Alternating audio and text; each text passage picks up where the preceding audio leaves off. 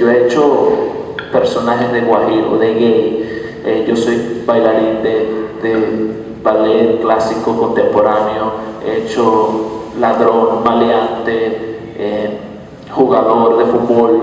Entonces, cuando recibo el guión, junto con el director comienzo entonces en esa búsqueda de proceso creativo propio, de las enseñanzas, de lo que he vivido, y comienzo a hacer una propuesta, y siempre el director es el que tiene la última palabra, él es el que decide, pero ampliamente hay que tener claro pues que es un universo muy grande. Por ejemplo, decir que vas a ser un loco, pero ¿qué tipo de loco? Yo puedo ser un loco aquí en este momento, no necesariamente tengo que ser un loco esquizofrénico, y eso te lo dice el guión.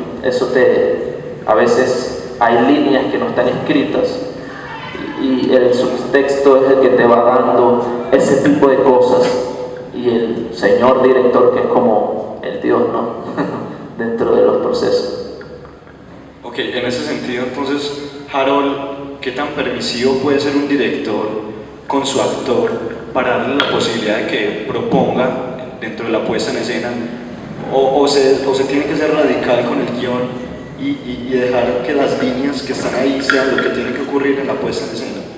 Eso de la radicalidad del guión yo lo he venido recuestionando mucho. Los actores saben mejor que nadie que las obras van cogiendo más fuerza entre más se hacen y van cambiando pues como es tan incontrolable, entre comillas, lo que está sucediendo en el escenario, ahí van cambiando palabras, van saliendo cosas.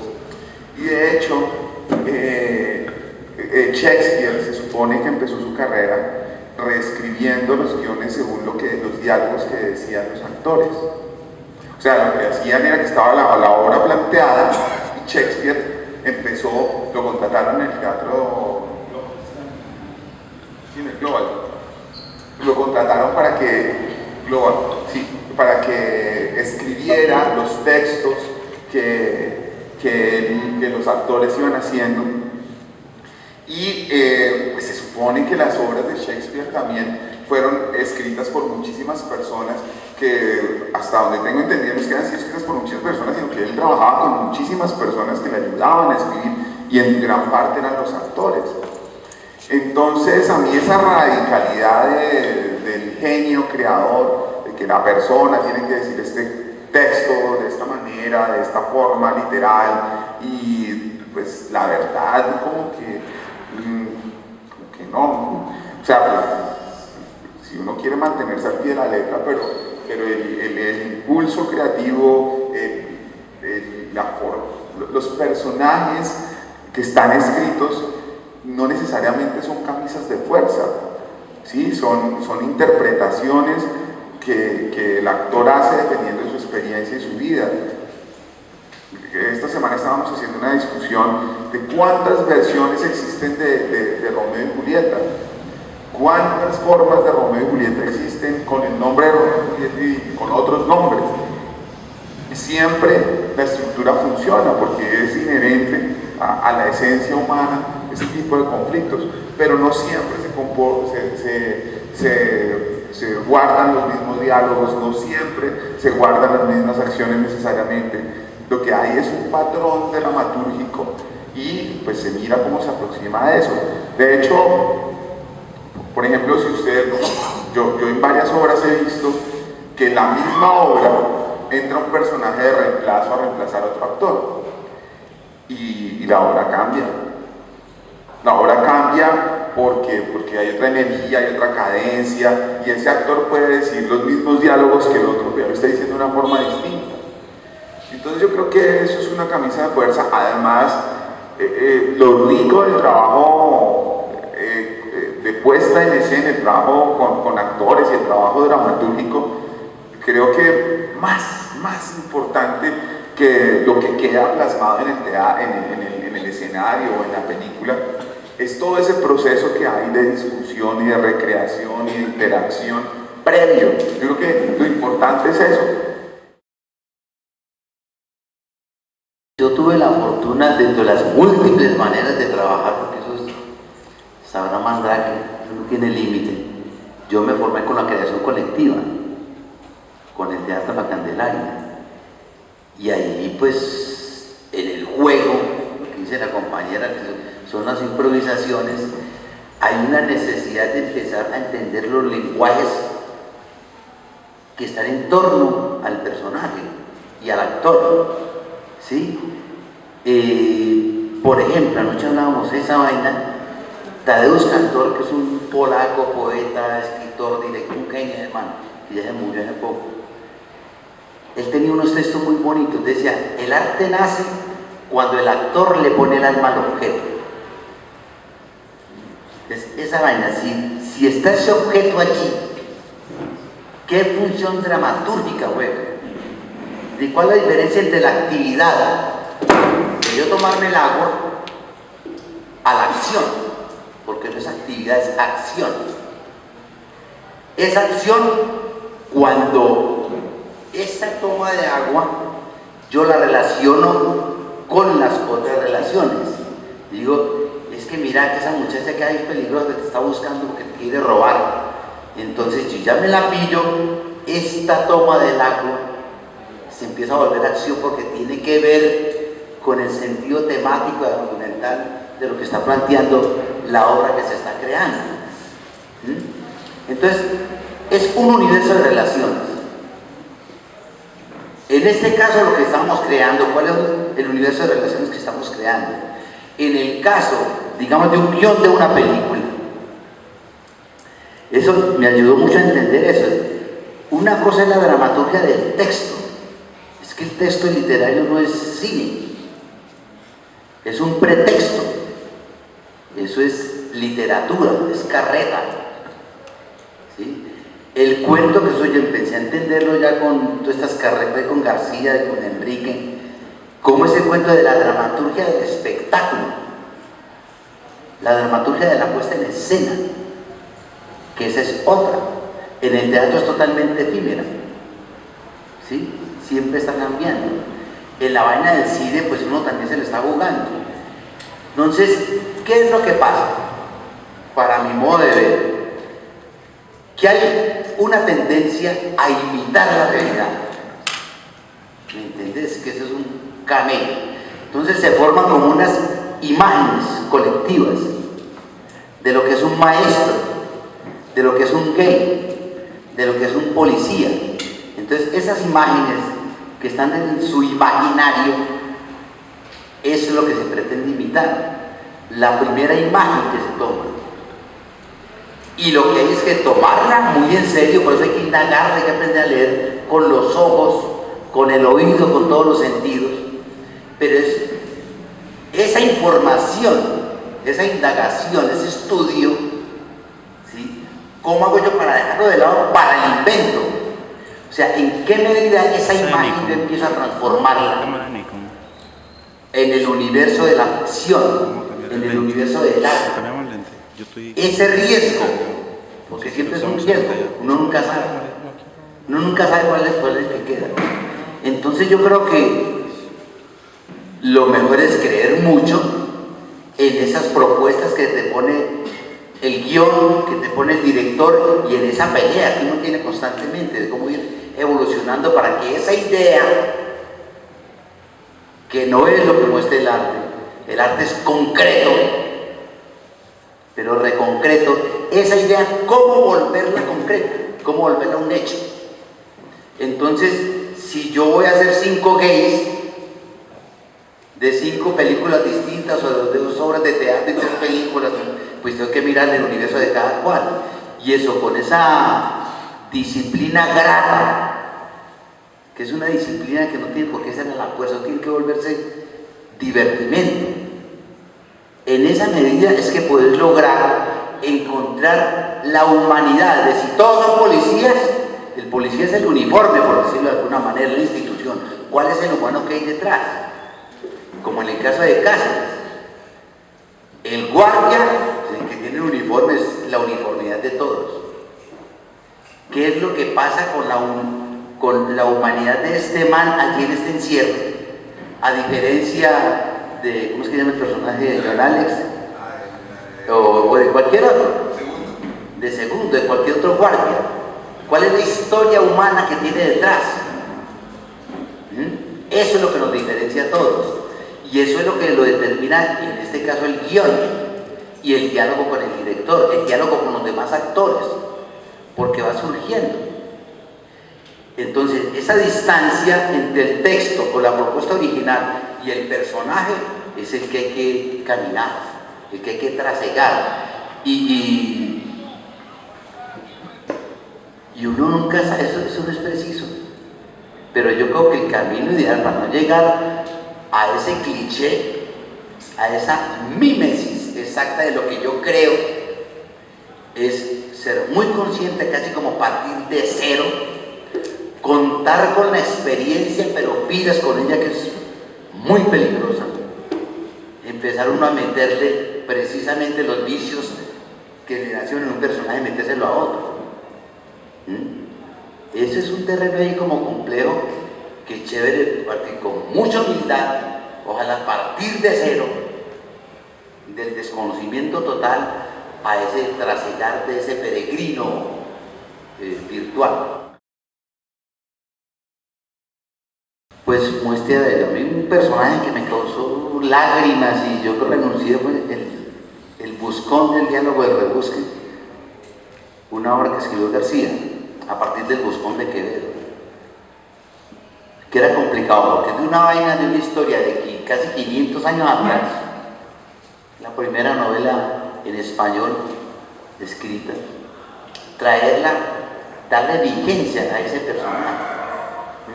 Pero ese personaje tenía monólogos, ese personaje bailaba, ese personaje se quiso comer la hija de la corona, pero termina como mendigo. De unos baches, las mamas cenas, que yo entré en pánico, yo renuncié a García. Y yo no puedo. Y me dice, usted no sea huevón. Así como habla usted, es bobo. Aquí nadie tiene personaje. Esto es una vaina colectiva. No sea pendejo, no sea cobarde, hágale. Esa oportunidad usted no la vuelve a tener en su vida. Y tranquilo, todos la vamos a ayudar. Y usted tiene que ayudar a todo el mundo, no se preocupe. Es mejor que todavía no exista. Porque si usted ya lo tuviera claro, se pone a invitar huevonadas. ¿Me entendés? Entonces yo cada vez como que le aprendía más de eso. El cuento de trabajar los clásicos ahora. ¿Cuáles son los referentes culturales de aquella época y los de ahora? ¿Qué es lo que tiene que ver ese Buscón o el gran tacaño de aquella época con el rebusque de ahora en América Latina? Entonces es como aprender a hilar delgadito, a que me tranquilizara y a dedicarle a cada lenguaje su espacio. Si es necesario trabajar un gesto, dedicarle el tiempo a ese gesto. Una cosa muy bonita que yo le aprendí es, si usted se le pega un gesto con cuidado, ¿sí? Porque un gesto son muchos gestos, depende de la manera. Si usted trabaja con mucho cuidado, 1, 2, 3, 4, ya inconscientemente va adquiriendo un hábito para cualquier cosa como que se le presente, empieza a arrojarle posibilidades creativas. Entonces, ese fue uno, por ejemplo. Inclusive después empezamos a partir del vestuario y cómo encontrarle el espíritu al personaje.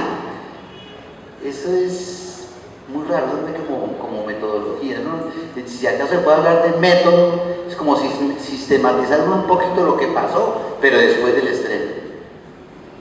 Llegar, pasar un casting como actriz para un cortometraje y que el director te diga, bueno, me gusta tu trabajo, pero es que eres súper sobreactuada. ¿Cómo así que sobreactuada? Es que sí, tú eres actriz de teatro, entonces hay que bajarle toda esa teatralidad, porque desde el teatro es algo más hacia afuera, es grande, los movimientos, el gesto, ¿cierto? Porque tenemos la cuarta pared, necesitamos que toda esa dimensión y todo lo que quiero entregarle a mi espectador se vea. Pero en el cine no tenemos que hacer cosas tan grandes, sino mover la kinesis se vuelve más pequeña, algo más desde el interior, la cámara lo capta todo, no tienes que hacer tanto gesto. Empezar desde ahí fue para mí, eso fue ya como, bueno, ¿cómo hago para empezar a encontrar esa cosa interior? El corto habla de una madre que pierde a su hija, pero mi hija en la vida real va a ser la hija que voy a perder en el cortometraje.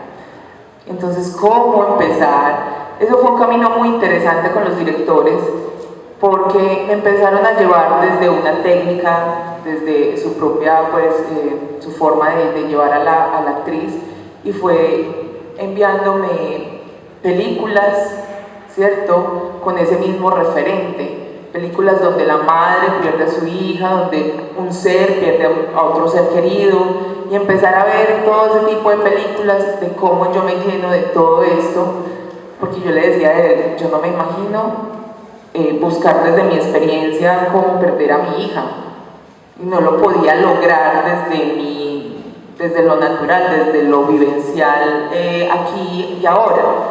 Entonces empieza este director a llevarme por las películas, con música, y me funcionó perfectamente.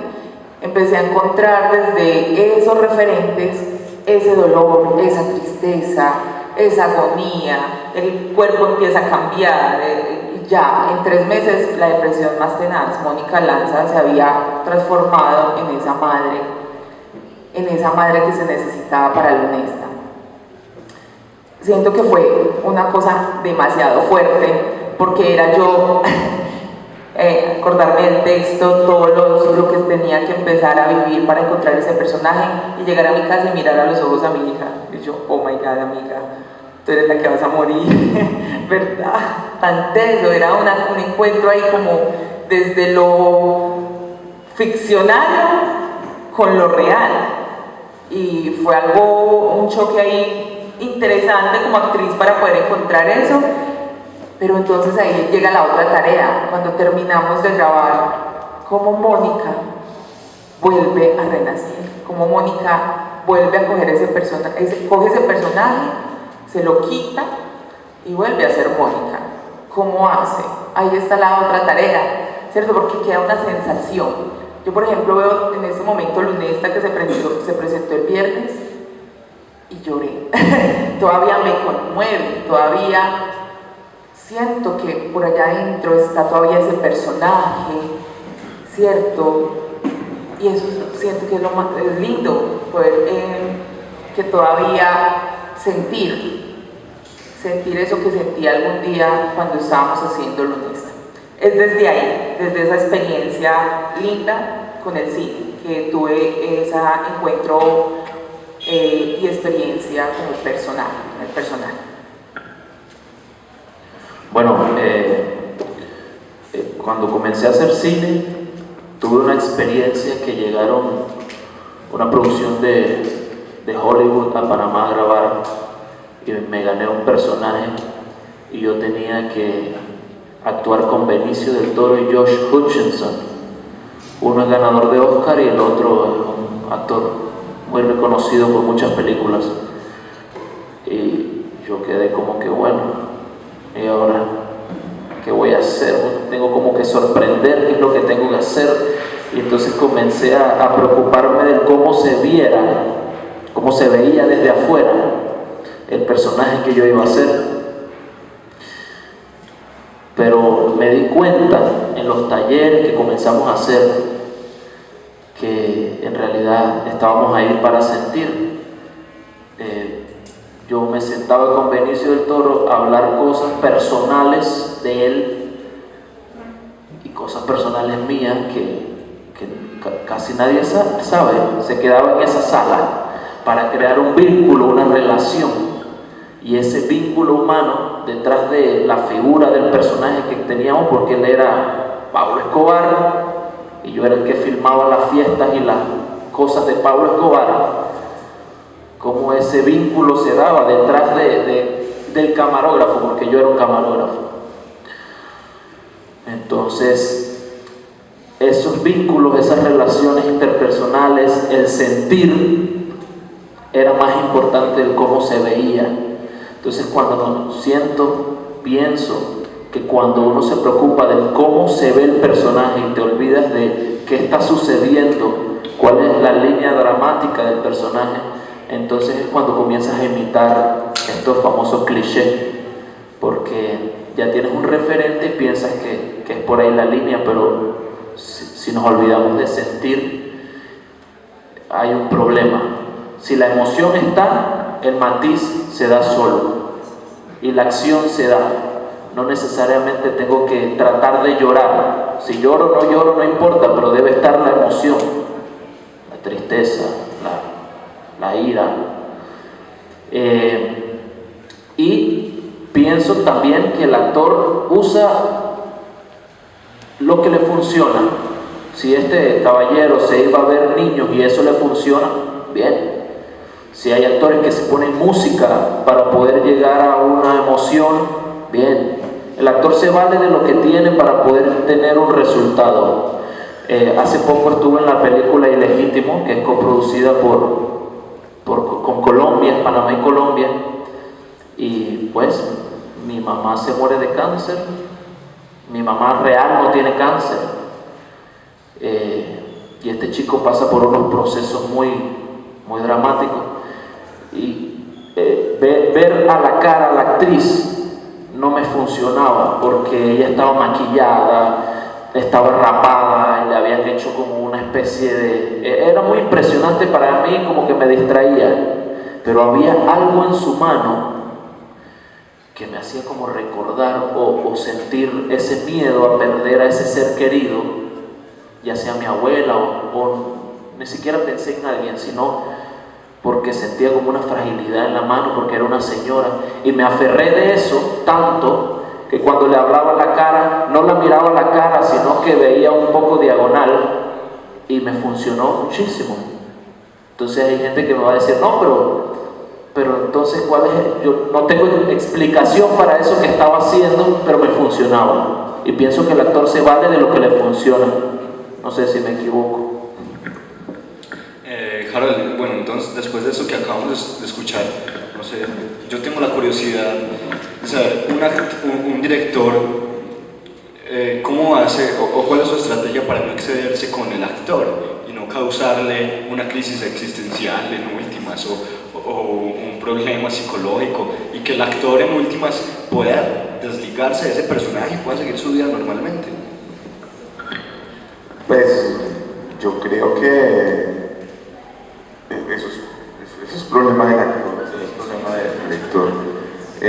Pues yo nunca he hecho un bullying ni he tratado de joder a nadie mentalmente, creo, ni nada de esas cosas. Al principio de mi carrera habían esas teorías de las von Trier y esas cosas, y ciertas aproximaciones psicológicas y métodos psicológicos que alguna vez escuché. Traté de usarlos un par de veces y por ejemplo, muchos actores, muchos directores que se meten en la cocina del actor. A mí no me interesa cuál es su relación con su mamá, no me interesa cuál es un problema suyo si usted lo utiliza o no.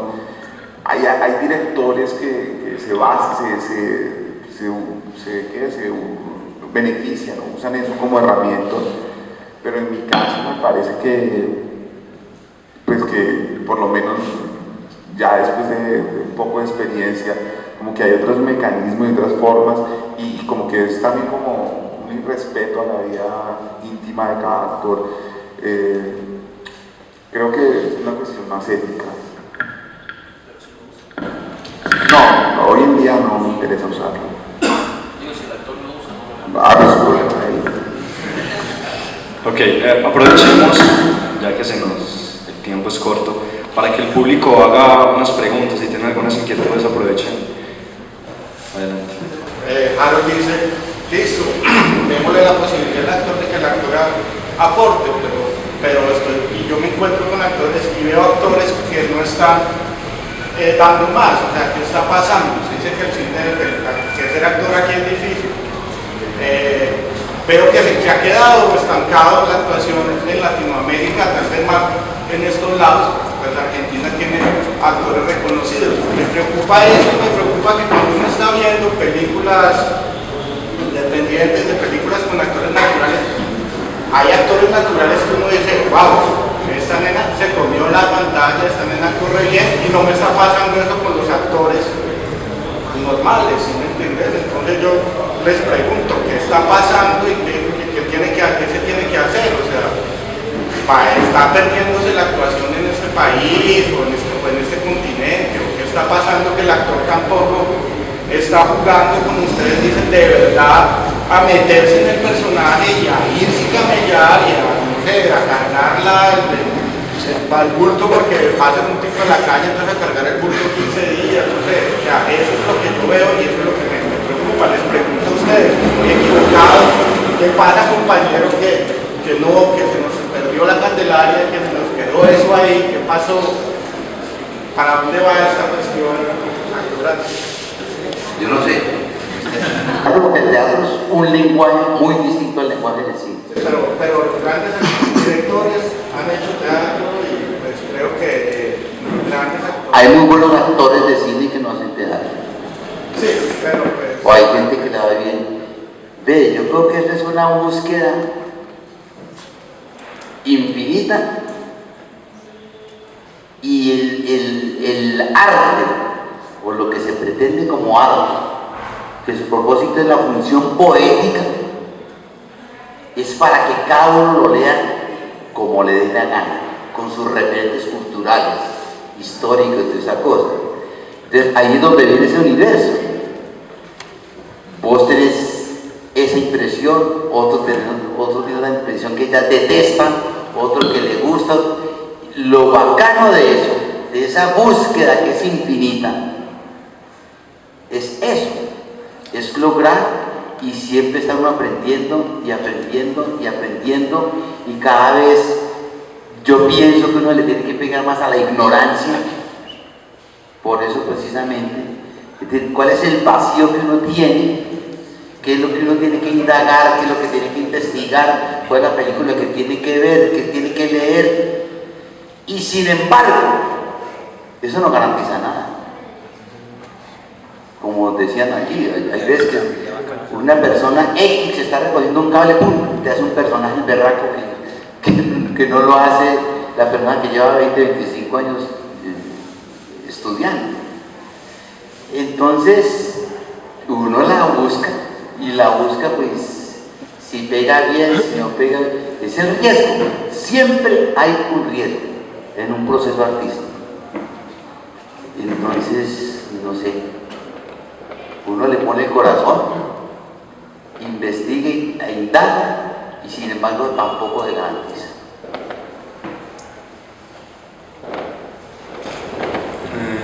Yo no sé, uno por ustedes sobre eso. Yo creo que a veces los actores que no tienen experiencia o que son naturales y eso, se enfrentan a unos procesos de investigación y de ensayo y eso, que en la inmediatez y en el negocio que se ha convertido el cine no existen. Y pues ahí se pueden ver los resultados muchas veces. O sea, mientras que yo acabo de ver la película La mujer y el animal de Víctor Gaviria, es una cosa que uno dice que es esta brutalidad de actuación, que son estos personajes, pero pues Víctor lleva trabajando con esos actores años, llevaba trabajando, mirando, yendo a sus casas, haciendo talleres, hablando, buscando, haciendo improvisaciones, viviendo con ellos casi.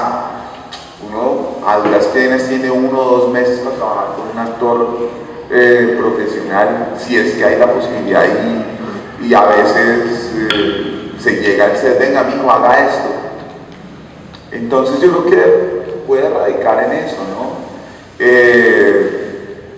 Y pues también si se mide la actuación por lo que hay en televisión, pues ni se diga, ¿no? Ahí es, diga, hágale, párese y hable. Entonces, yo creo que hay muchos celos también en los actores profesionales con los actores naturales. Ahorita hay una ley que está buscando que los actores naturales no puedan trabajar en películas, y hay un poco de cosas que me parecen un poco absurdas y fascistas casi, y anticonstitucionales, que tienen un poco porque eso es como prohibirle al ser humano que juegue. Pero creo que también se debe a que a los panaderos también se les quema el pan, y a veces uno cuando tiene demasiada cancha, la cancha a veces no es tan buena, porque hay que aprender de la ignorancia y hacer la tarea y hacer la investigación, pues lo digo por ejemplo en el caso de Leguízamo.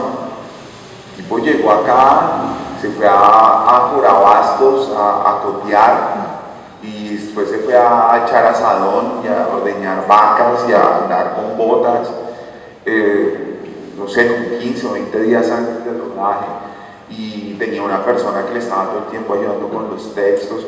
Había un trabajo ahí, es que uno dice, sí, hermano, se la gana porque la camella. Entonces yo creo que si existe ese abismo, es más por falta de tarea. Estoy muy de acuerdo, y yo he sido testigo como actor de que grandes producciones de mucho dinero por capítulo en televisión se echan a perder por las actuaciones. Y es por eso, porque en mi caso, por ejemplo, yo llego al set a grabar mi tarea, ya me estudié mi personaje, fui a hacer mi vuelta, hice estudio de campo, pero mis compañeros que llegan no leyeron el guión, no se saben la línea, y están practicando ahí lo más que se pueda porque estaban en otra cosa. Pero entonces uno, ¿qué hace? Pues si la inmediatez te lo requiere. Eso pasa mucho, párate ahí, di tal cosa, cambia el texto, vamos de nuevo, 3, 2, y es muy rápido. Entonces es complicado porque si caemos en eso, y es un error, pero creo que los grandes actores se hacen por su trabajo. Y si una persona llega lejos, como el actor que está en la película Perros, es porque el mal está haciendo, y los que se quedan atrás es porque pasa eso, no leen el texto, no hicieron un trabajo, no leemos, no hacemos, no interiorizamos, no sentimos, y al final la gente lo nota. No engañas a nadie. Si no está, no está. Y pienso, siento y sé que la disciplina es muy importante en este medio, como en cualquier otro trabajo. Yo siempre vi la actuación, yo dije, bueno, si voy a ser actor, voy a estudiar como doctor, porque el doctor estudia hasta la madrugada y el actor no estudia. Me parece ilógico, me parece mal. Entonces me metí a estudiar expresión corporal, tomaba talleres de danza, me iba a hacer literatura, estaba en la universidad y me esforcé, no sabiendo hacia dónde ir, pero me esforcé, estudié inglés porque quería que me costara. Entonces ahí es donde tratamos de hacer la diferencia, y como dice mi compañero, eso no te asegura nada tampoco. Yo puedo intentar hacer algo, pero al final es subjetivo. Lo que a uno le gusta, a otro no le gusta. Pero esforzarse es la clave, creo. Bueno, yo creo que ya lo han dicho todo, pero también creo que el teatro y la actuación se ha vuelto una moda. También, ¿cierto? Yo quiero salir en televisión, pero ¿tú qué haces? No, como sea, se ha vuelto una moda. Sí, ya, o cualquiera quiere ser actor por salir en televisión, simplemente para que una cámara lo capte, para ser famoso, ¿cierto? Pero no se da cuenta de todo lo que hay detrás también de un actor, ¿cierto? Que tiene que haber una disciplina, que tenemos que estudiar, que tenemos que hacer una técnica, y a veces también no la creemos. ¿Sabes? Que yo ya estudié no sé quién, no sé dónde, están actuaciones, el bailarín, por favor, o sea, ya sé todo, creemos que no lo sabemos todo, mentiras, ¿cierto? Nosotros como actores tenemos que todos los días estar retroalimentándonos de nuestro entorno, de las personas con las que convivimos, de aprender del señor de la tienda, de sentarnos a mirar en un parque los seres que caminan, porque eso es también lo que nosotros nos retroalimentamos. Es también no creernos pues que ya lo tenemos todo, y creo pues ya todos mis compañeros lo acaban de decir, ya todo está, pero siento que en este momento nos está matando que el teatro y la actuación y el cine se vuelve una moda. Para mí es eso, simplemente eso. Entonces tenemos chicos muy buenos, bonitos, físicamente hermosos, pero eso realmente es lo que queremos vender. Entonces el espectador no es bobo, él se da cuenta y entiende muy bien lo que está pasando o detrás de un escenario o detrás de una pantalla, ¿cierto? No es solo bonito, hay un trabajo, como dicen mis compañeros, si tú eres doctor, lo tienes que hacer bien, si tú eres panadero, lo tienes que hacer bien, o sea, es cualquiera de tantas formas de trabajo que se hagan, ¿cierto? En el teatro es lo mismo. Es tan de eso, muchachos, porque a veces también, hey, yo soy actriz, ¿sí? Eso se estudia. ¡Ah! No, sí, es una carrera en la universidad. Ah, yo no sabía que eso se estudiaba. Y, o sea, que usted le pagan por eso. Sí, a mí me pagan por hacer teatro. Ay, yo no sabía que a usted le pagaban por hacer eso. ¿Cierto? Claro, cada vez es menos. Y nos toca buscar la forma. Pero mirar la ignorancia también hasta dónde está. Que creen que eso no se paga, que eso no se estudia, que eso es, no sé cómo nos verán, como si saliéramos no sé de dónde y qué hay, nos gusta pararnos en la esquina a hacer el teatro, no. Entonces también va desde eso social, también no lo hemos alimentado, que el teatro, el arte, se estudia y por el arte se paga también, ¿cierto? Darle también ese valor que también se merece como cualquier otra carrera en el mundo. Entonces también se va por ese lado, lo veo también yo así. Bueno, se habló de hacer la tarea, se habló de sentir y se ha hablado de ese trabajo que tiene que hacer el actor para lograr llegar a su personaje. ¿Qué es lo que pasa con los niños bonitos y toda esta nueva generación que quiere actuar sin estudiar y sin prepararse? Hay una línea muy delicada entre sentir un personaje y afectarse por el personaje. ¿Cómo lograr utilizar la memoria emotiva para llegar a una emoción sin que esa emoción te afecte como persona? Esa es la pregunta para ustedes.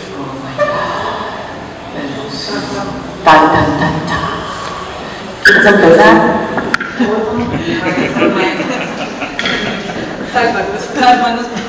No, pues es que es todos los días ese conflicto que tenemos todos. En términos teóricos, fundamentalmente para el teatro está el cuento del Verwendung Effekt, si se pronuncia así en alemán, el efecto de distanciamiento, que es el planteamiento de Brecht. Contrario a todo el planteamiento stanislavskiano de la catarsis, este cuento de sentir el personaje, y aquí es cómo extrañarlo y ser uno consciente de que está representando, ¿sí? Ese es como el cuento, y los modos de alguna manera tenemos un poquito de esa escuela, porque García nos jode mucho con eso, que si se le aparece un perro, saque el perro, pero ¡pum!, tener la capacidad de volver a entrar en ese cuento, hasta llegar. Es que es un proceso. Ahorita hay unas carretas muy bacanas que me usan mucho con respecto a eso, de no perder esa posibilidad, perder el nivel de la presentación, la representación y la presentación de la representación. La presentación es lo que yo estoy haciendo acá, echando carreta. La representación sería que el amigo aquí de Panamá venga a imitar lo que yo estoy haciendo, a representar lo que yo estoy haciendo. Y la presentación de la representación sería que él se viera como si fuera una presentación, como si fuera natural, como si fuera vida real. Eso pues es como el esquema.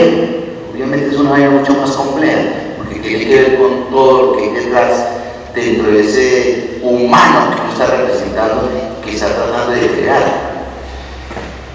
Pero en términos de actuación, yo he tenido relaciones con un grupo de gente. Hay un amigo que casi me parte la cabeza con una piedra que no se controlaba. Después hay trabajos de disociación y cómo manejar la ira, pero controlar la fuerza. Ya son vainas técnicas y vainas como de oficio, de cotidianidad, de rigor, hasta uno lograr manejar con esa sinceridad. En últimas, lograr esas dos palabras aristotélicas que me encantan: verosimilitud y necesidad. ¿Cómo hacer ver el salto mortal sin darlo? Hacerle creer al espectador que algunos, según su psicología, su mundo emocional, de pronto se queda como que este Montoya que hizo Bolívar, que se quedó de Bolívar, hizo una catarsis total, y de ahí salió la película de Cortés y Triana. Pero hay otros que manejan eso. Hay otros que se enferman, otros que entran en pánico y no vuelven a hacer, no vuelven a actuar. Como hay veces que a mí me tocó un director de un corto que no me dejó leer el guión. Llegué a él como que usted va a hacer esto, y como así, pero ¿qué hago? Haga lo que quiera. Pero ¿en qué contexto estoy? No, haga esto lo que yo le digo, y ya, listo. Incluso se llama acción. Y entonces, y hermano, pero fue muy interesante porque ¿qué era como esa encrucijada? ¿Me entendés? Además no me dio tiempo. Él quería como captar esa encrucijada de sentimientos para adelante.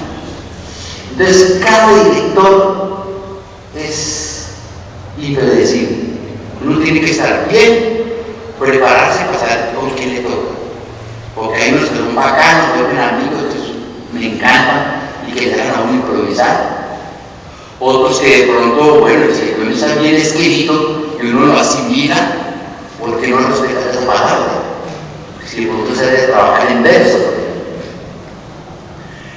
Pero hay otros que, no sé, de pronto como que saben, tienen su película, pero no saben comunicar y se traduce en histeria y en grito. Hay otros que se suben a Montserrat a ver cómo se ve Bogotá sin ellos. Y una vanidad y una cosa impresionante que no hay diálogo. Entonces eso es impredecible. Cada director tiene su vida y tiene su cuento. Hay unos que les gusta ensayar, otros que con un ensayito tienen, otros, como te digo en este caso, que no me dan ni idea de guión. Y una cosa que decía la compañera, el taller periodístico sobre la dramaturgia del actor es a partir de ese mierdero. Porque yo también soy muy expresionista, la vaina del teatro y cosas, cuando me pusieron la cámara, ¿qué es eso? Entonces todo le sobra a uno. En un primerísimo plano donde te ven hasta los poros. Ahí sí que los ojos son los espejos del alma. Y la cámara te saca todo. Es un pánico. ¿Cómo lograr esa sinceridad? De eso de definir esas cosas es tan raro. ¿Memoria emotiva? Sí, la memoria emotiva, este cuento. La memoria emotiva, pero también creer en cosas. Yo, pues Luz Estela, una amiga, ella para llorar se imagina que hay una llave abierta. Y a eso le mete el corazón que le palpita en ese instante. Eso es complicado. Yo quiero compartir algo de la memoria emotiva, ¿cierto? Que hablábamos, llegábamos y me decía, memoria emotiva, ¿cómo haces para llorar? Yo recuerdo una cosa triste por allá en mi infancia, entonces me compenetro, empiezo otra vez a traer ese recuerdo y a llorar. Listo, entonces utiliza ese llorar siempre con ese recuerdo. Al otro día vas a volver a llorar, vas a volver con el recuerdo. Ya el recuerdo se volvió más o menos denso y al tercer día ya no me servía, porque ya lo había hecho tantas veces que ya era tan catártico que ya, pues ya la catarsis se pasó, ya eso no me funcionaba. Ya se superó, entonces ¿a dónde busco otra forma de llorar, otro recuerdo? Ese era el único que me daba para el llorar, ¿cierto? Entonces llegaba otro amigo y me decía, bueno, entonces hay otras técnicas, ¿cierto? Tenemos que conocer otras técnicas, no nos podemos quedar solo con esa, con la memoria emotiva. Entonces era, bueno, toca una parte de tu cuerpo y esa parte de tu cuerpo te va a funcionar para ver si te hace llorar, dónde te hace llorar. Toca tu cuerpo a ver dónde te hace llorar. Empecé a encontrar una cosa por acá, ¿cierto? Y ya, qué bacano, ¿no? Conocer otras técnicas y otras formas para poder encontrar esos personajes, ¿cierto? Es la tarea de nosotros los actores también, no quedamos con una sola cosa o una sola forma. Y también lo que dice aquí nuestro maestro, nos falta ya la capacidad de sorprendernos, ¿cierto? De siempre estar sorprendidos para poder captar toda esa sorpresa y que eso también nos sirva como imaginario para todo esto de la emoción, ¿cierto? Sí, bueno, no sé, a mí nunca me ha pasado que yo tenga que recurrir a algo que me dé tristeza muchas veces. A mí cuando dicen corte ya, corte, bueno, entonces ¿qué vamos a comer? Ya, porque si entrado, ¿qué es lo que hay de almuerzo? ¿Ah? Bueno, ya, porque en realidad es quedarme ahí con ese sufrimiento, no sé, como que yo soy consciente de que eso no es real. Para mí la memoria emotiva es conocer la emoción que viví en un momento de mi vida. Si en un momento de mi vida me puse muy furioso por algo, recuerdo cómo era esa acción física, porque físicamente tú puedes llorar agitando la respiración, dejando los ojos abiertos, o sea, tú puedes hacerlo. ¿Me explico? Yo me dejo los ojos así y lloro, pero no necesariamente tengo que acordarme de mi mamá, que se muera, que matar a mi mamá 5 veces, porque entonces eso no tiene sentido. Más en cine, que si el foquista se equivocó, entonces mátala de nuevo, porque hay que darle todo de nuevo desde atrás. Entonces es algo más físico que va acompañado con la emoción que yo recordé en algún momento, pero no me acuerdo de la acción como tal. Yo una vez estaba grabando una historia y una chica recurría constantemente, su papá se había muerto hace 6 meses de cáncer, como que se acordaba de eso para llorar. Le decía a otra chica, háblame de mi papá, pero llegó un momento en que la tipa empezó a llorar, dijeron corte y ahí se quedó llorando y tuvimos que esperar como 20 minutos. Entonces se descompensó, le trajeron agua, ella nunca había estudiado actuación, ¿no? Entonces ahí nosotros calmándola y el director apurado porque el tiempo, la luz. Entonces eso es un problema en realidad. Entonces si uno está consciente de que uno usa ese pensamiento, porque se puede hacer, pero dicen corte, ya tú te dejas de ahuevazón, ya, corte, ya, pues ya, salí, ya, normal. Me parece como un cuento bastante extraño que los actores se queden en eso. Digo, yo llegaba a la última película que estuve a las 5 de la mañana a llorar todo el día porque era un drama. Y digo, me quedaba así medio triste, pero ya al rato ya me iba relajando, normal. Nunca me ha pasado, pero me imagino que cada quien tiene un proceso diferente. Era lo que hablábamos ahorita de esa crisis que se puede generar dentro de la persona, no tanto dentro del actor, sino como de la persona, y volver a salir de ahí como ileso. Harold, ¿qué piensas sobre ese método de la memoria emotiva? ¿Lo has practicado en algún momento? ¿O si crees que es necesario o no es necesario? Es problema del actor, eso es.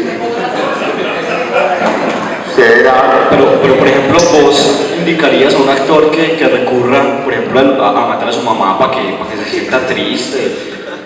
¿O parece que eso es absurdo? No, pues, o sea, caminos existen, pero pues creo que es como un problema ético, ¿no?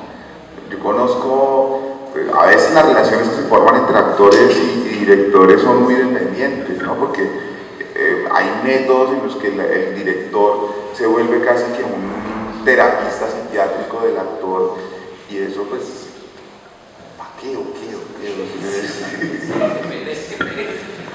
Sí, no le veo como necesidad. Hay mucha ética, porque de todas maneras, si bien esto es un juego, se está trabajando con cosas humanas, con fibras sentimentales y elementos pues, de la materia prima espiritual de los seres que están ahí metidos. Entonces yo creo que uno tiene que ser como muy cuidadoso cómo aborda esas cosas. Demos espacio para una pregunta más del público. De pronto la ciencia ficción ha estado en sus proyectos, o cuál es la barrera que hay para crear proyectos audiovisuales de ciencia ficción. Álvaro ahorita comentaba que la verosimilitud es un elemento importante. De pronto esa u otra es la barrera para hacer proyectos audiovisuales de ciencia ficción. ¿O qué piensan? ¿A mí? Sí, para usted. No, yo creo que la verosimilitud no tiene que ver con eso. O sea, la verosimilitud es crear unas relaciones de juego que se sostengan por sí mismas. O sea, en ese sentido, por ejemplo, Tom y Jerry, eso es verosímil y eso de verdad no tiene nada. ¿Sí? O, no sé, Plaza Sésamo, no existen, ¿me entienden? Yo creo que va más en el gusto de cada quien. ¿Qué tiene que haber ahí? Y cómo ese gusto de lo que uno tiene, de una u otra forma, le está diciendo algo al ser humano. ¿Sí? Pero yo creo que la forma es independiente de la verosimilitud.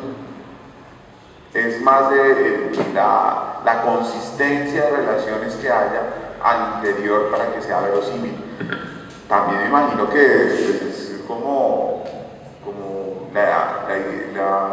el material de la realidad que nos alimenta, que la ciencia ficción en un contexto como el nuestro, pues nos lleva a unos caminos muy particulares, diría yo.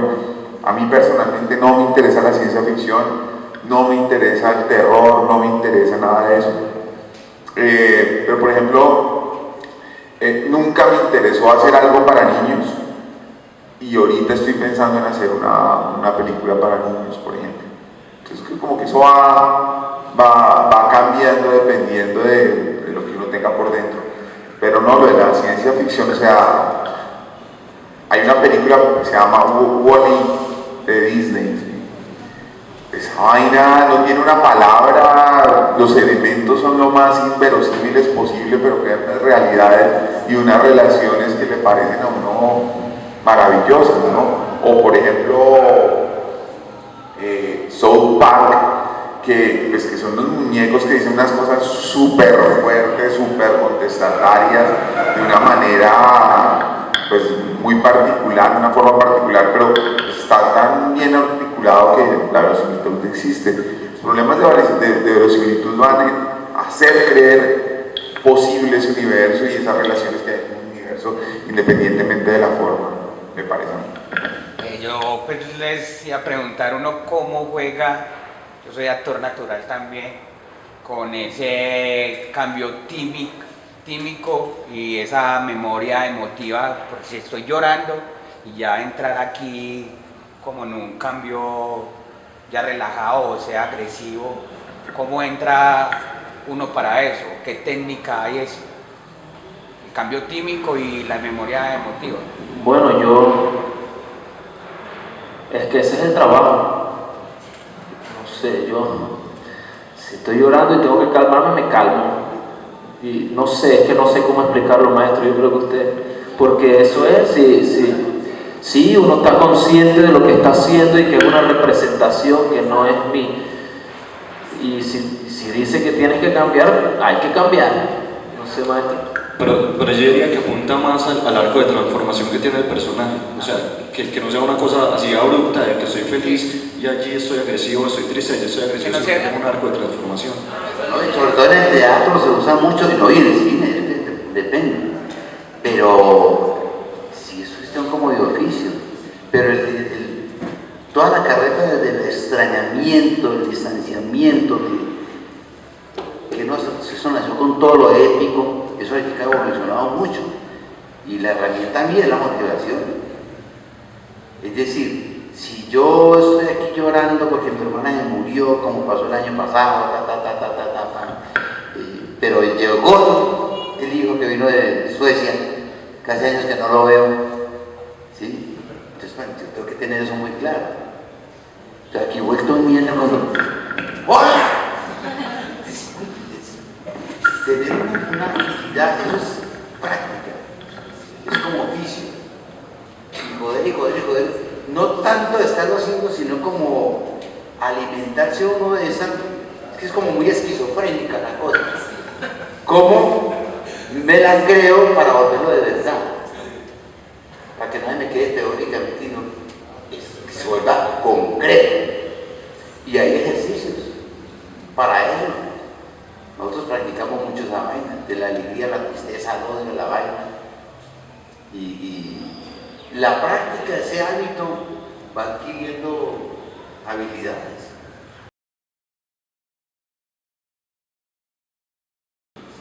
Yo pienso que lo que hace falta es un estudio más profundo a nivel dramatúrgico. Que una cosa sea fantasiosa o no sea fantasiosa, o que sea terror, o que sea comedia, o que sea drama, es una cuestión, me parece a mí, más de empaque. Usted puede contar Romeo y Julieta en ciencia ficción, la puede contar en comedia, la puede contar en drama, la puede contar en la Comuna 8, la puede contar. ¿Sí me entiende? El tema de la forma dramatúrgica, creo que lo que hace falta dedicarle más tiempo y buscar más. Obviamente que nuestra realidad nos invade tanto que pues, nos obliga a contar lo que está ahí. Y creo que el proceso, el cine es un formato basado netamente en la forma de producción, ¿sí? Por eso los gobiernos se han esforzado tanto en crear políticas de financiamiento del cine, básicamente porque son unos generadores de imaginario brutales. Eso viene desde el comienzo de la creación del cine. Lo primero que se hizo en la Unión Soviética fue, una vez se volvió, pues hubo la revolución bolchevique y esto fue crear las instancias para hacer cine. Hitler hizo lo mismo, Cuba hizo lo mismo, Estados Unidos y Hollywood, desde mi perspectiva, no son otra cosa que una generación de contenido y de formatización de imaginario a nivel universal. Y las películas que nosotros hacemos pues corresponden de una u otra forma a un proyecto de Estado. Ellos decidieron poner una plata para que todo esto saliera a flote, y es un proceso que se ha venido dando en Latinoamérica, y nosotros somos como el coletazo que se dio. Este proceso que se está viviendo en Colombia ya se vivió en México, ya se vivió en España, ya se vivió en Argentina, y había esa necesidad en Argentina, no sé si se acuerdan, en los años 70 y 80, todas las películas eran sobre los maltratos de la tiranía, de la dictadura. En Chile también pasó lo mismo, y nosotros estamos sacando esa olla de presión donde está todo eso contado, y me imagino que pues una vez pase este momento de sacar todo eso que está ahí metido, todas estas cosas, todas estas historias, de todo este tiempo que ha estado guardado, empezaremos a dar pasos hacia otros lenguajes, hacia otras dramaturgias, hacia otros géneros y formas de contar. Es una necesidad, le digo, en México también se vivió, en España, luego de que cayera Franco, pues salió Almodóvar a esta liberación de todo lo que se decía, contar todo lo que había pasado en el periodo franquista y en toda la guerra civil española, y hoy en día pues casi que uno no se encuentra con esos temas, y nacen temas como por ejemplo el laberinto del fauno, donde se aborda eso pero desde una perspectiva fantástica. Entonces yo creo que es parte de nuestra evolución dramatúrgica, y ahí es el lugar donde, y en ese sentido el teatro nos lleva siglos, pero 5.000 años o más, ¿sí? Por ejemplo, en el teatro las estructuras aristotélicas no son tan rígidas. Cambio casi que una película que no tenga estructura estructura aristolete-tílica no cabe. Introducción, nudo, desenlace. En el teatro hay unas posibilidades de estructura narrativa que casi que cualquier cosa es válida. Cambio en el cine, no. Entonces, introducción, nudo, desenlace, presentación de personajes, bueno y malo. Punto. ¿Por qué? Porque pues tiene 100 años de historia del cine. Y pues en Colombia se lleva haciendo cine muchísimo tiempo, pero hasta ahora se está haciendo de una manera constante, donde se están sacando esas nuevas dramaturgias. Yo creo que por ejemplo, 10, 5 años, y hoy en día hay gente que está aventurándose a hacer cosas dentro de otros aspectos, lo que pasa es que tienen muchísima difusión, lamentablemente.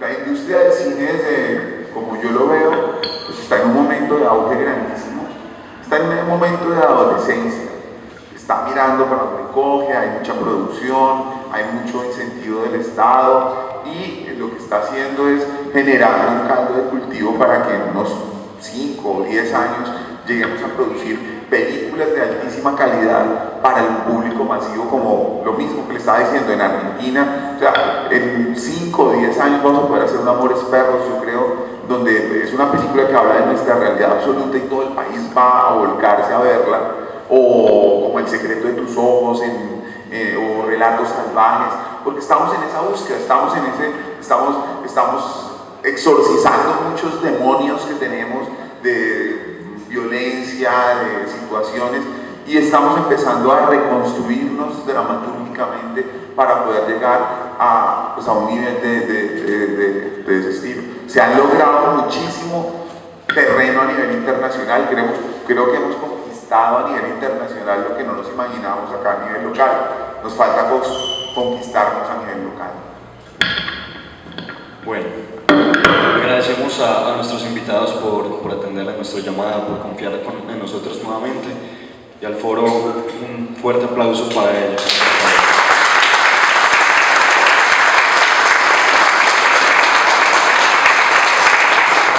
Muchas gracias a ustedes también por asistir, pero esperamos que... Claro. No, yo sí quiero hacer un llamado a los aquí presentes y a todos para que para el próximo festival, que ojalá nos veamos, si no me inviten por aquí estaré. Yo creo que el país necesita este tipo de eventos, y este en particular, que en torno al cine y el audiovisual hayan otra serie de disciplinas expresas. Yo creo que esto es lo que necesita el país, necesita el municipio, el departamento y el mundo, que este mundo está muy caótico, mucha violencia, mucho odio, mucha venganza. Estos espacios del arte, la literatura, el cine, el teatro, seguro que nos ayudan a sensibilizarnos y a encontrar un camino mucho más humanista, y los convoco para que sean partícipes de los próximos festivales, de estas actividades culturales, que en vez de guerra a la juventud se le presente la guitarra, el espacio para danzar, para bailar, la cámara, que en vez del fusil dispare la cámara, y seguro que podemos sonreír en un futuro más próximo.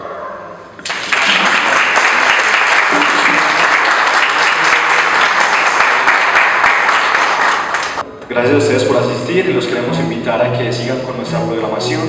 A las 2 de la tarde tenemos la película Malcriados en la Casa de la Cultura, y a las 4:30 tenemos la película de Harold, que se llama Papo, mis hijos, lo que sea, también en la Casa de la Cultura, para que asistan y la observen. Y a las 5 de la tarde tenemos otro conversatorio con una peli que se llama Más allá del futuro, y bueno, aproximadamente a las 6 de la tarde tendremos nuestro cierre en el parque principal. Muchísimas gracias por